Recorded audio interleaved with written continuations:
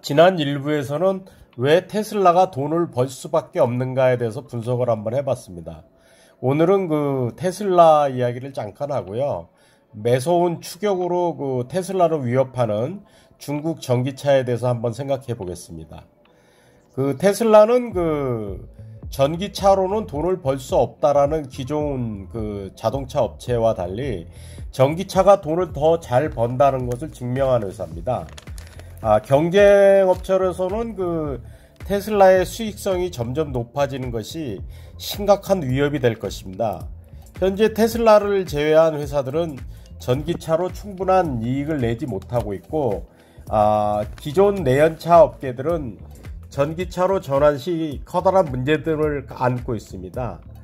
그 전기차를 많이 만들면 만들수록 경영의 압박을 받을 가능성이 많고요. 아마 대규모 선행 투자를 통해 이미 이익 실현에 접어든 테슬라와 달리 다른 회사들은 투자를 하면 할수록 적자가 불어날 수밖에 없습니다.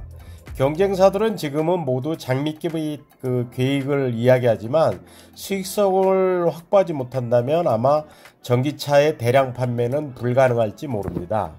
여기서 그 테슬라의 경쟁자는 현대자동차 그룹이나 토요타, 폭스바겐이 아니라 중기업의 그 스타트업 전기차일 듯합니다. 작년 중국의 그 전기차 판매는 350만 대로 규모의 경제를 이미 달성했고요.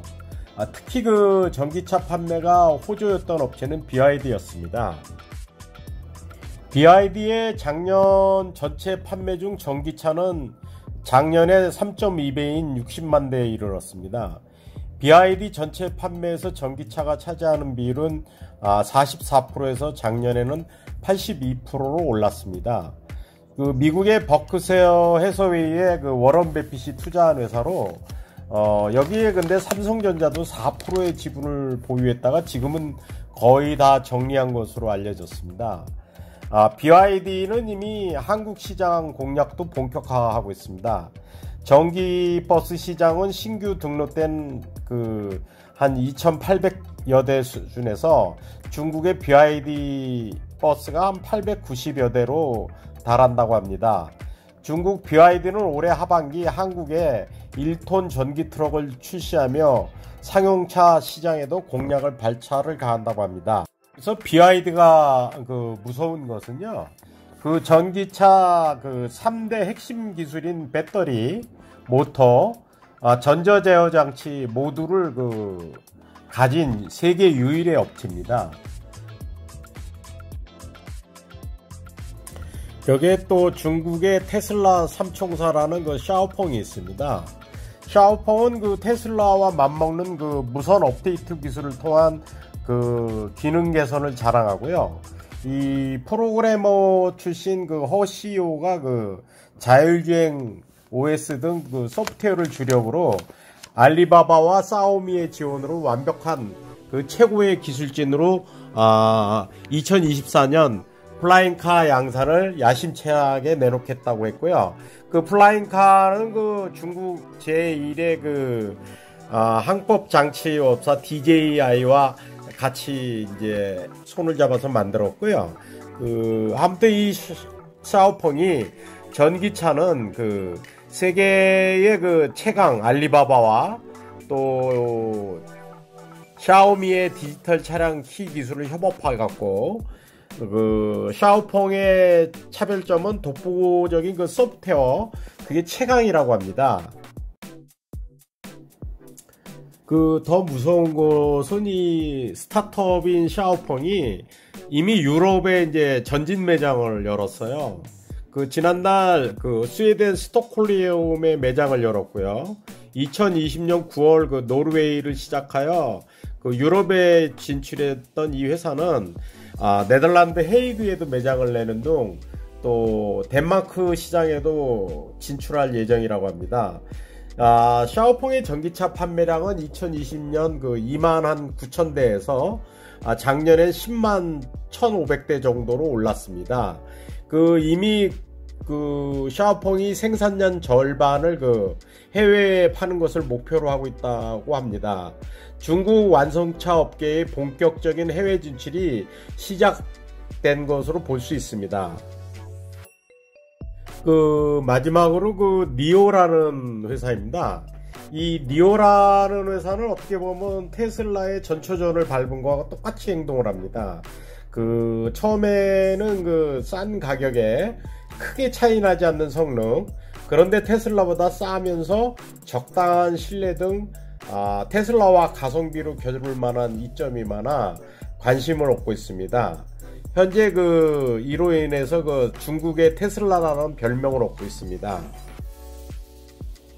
이 회사는 중국의 네노버, 바이드, 텐센트 등으로부터 상당한 자금을 투자받아 사실상 원 없이 연구 개발을 하는 상황이고요. 니오가 이제 다른 전기차와 차별할 수 있는 것은 배터리 스테이션이에요. 그러니까 이제 니오는 자동차를 팔 때 배터리는 빼고 팔아요. 그러니까 가격이 저렴할 수밖에 없죠.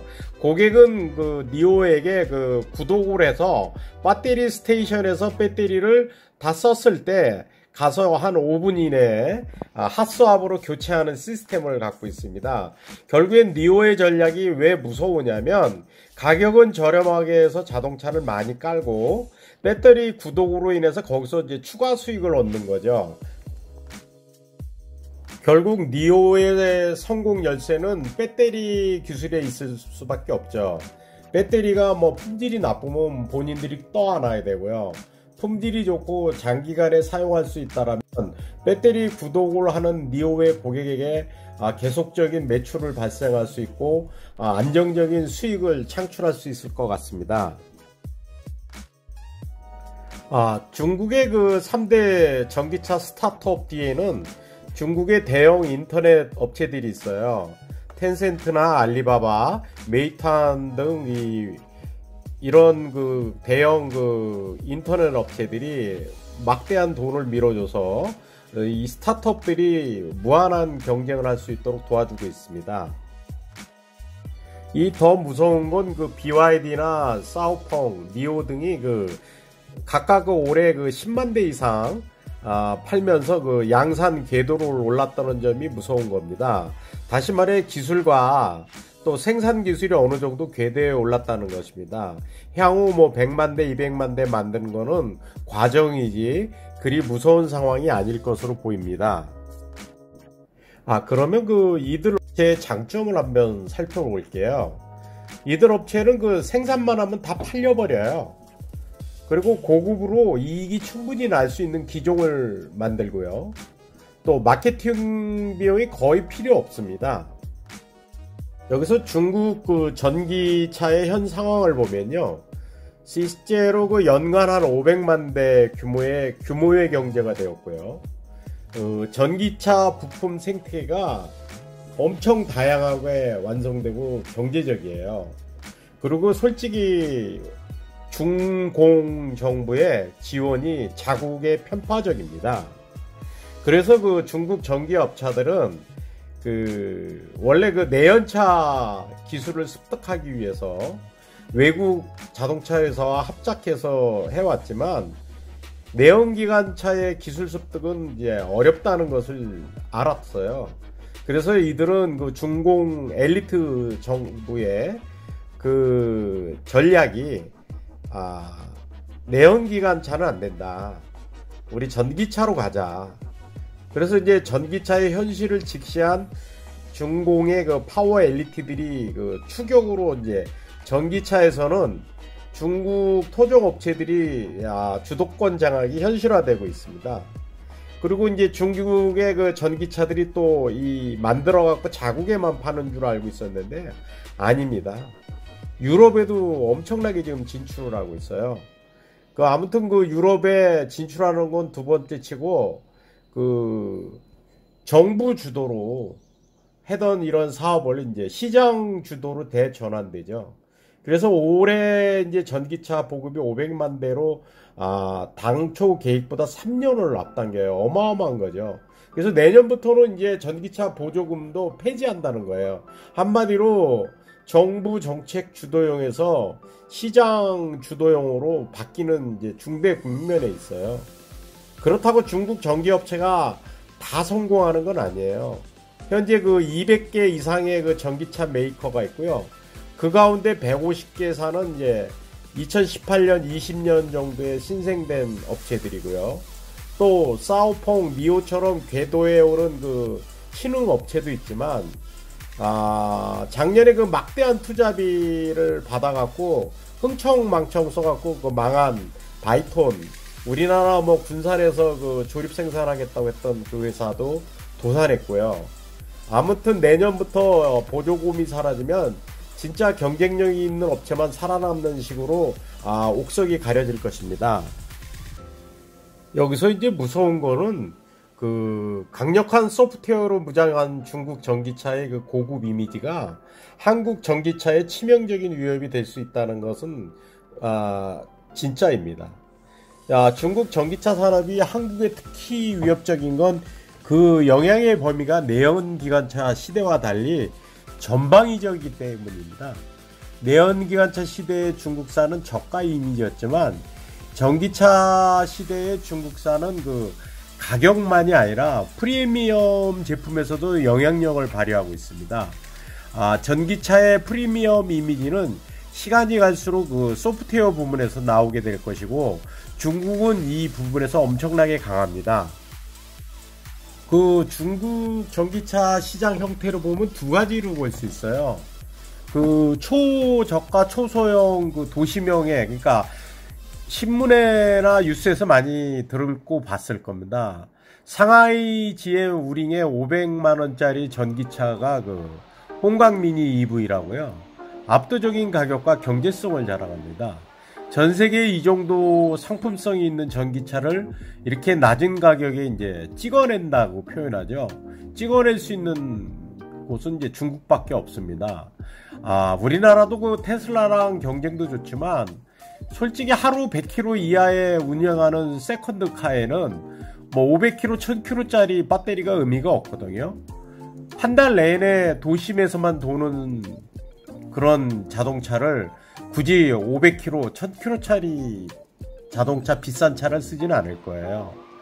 여기서 그 홍강 미니는 그 리튬 인산철 배터리를 과감하게 채택해갖고 전기차의 그 게임 체인저라고 할 수 있겠습니다.